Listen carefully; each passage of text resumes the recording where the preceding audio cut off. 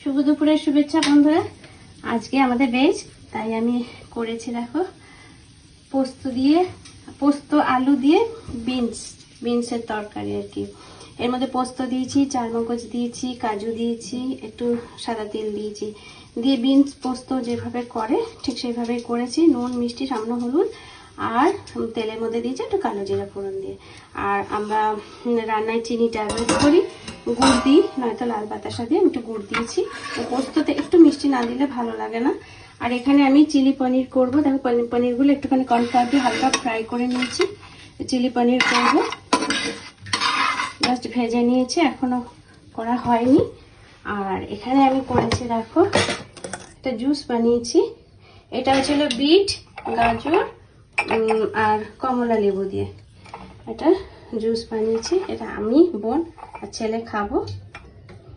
তোমরা তো সবাই জানো বিটরুট খাওয়া কত ভালো। এটা আমি ছেঁকে নিয়েছি, ছেঁকে নিয়ে এই পাত্রটার মধ্যে ঢেলে নিয়েছি। এর মধ্যে আর কিছুই দেবো না, একটু সামান্য জলজিরা দেবো।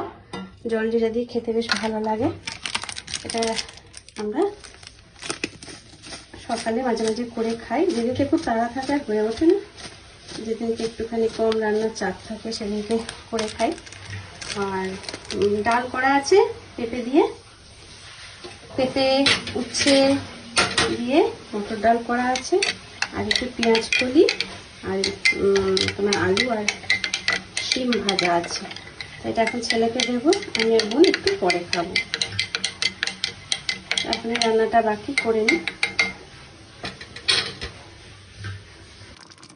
চিলি পনির রেডি হয়ে গেছে।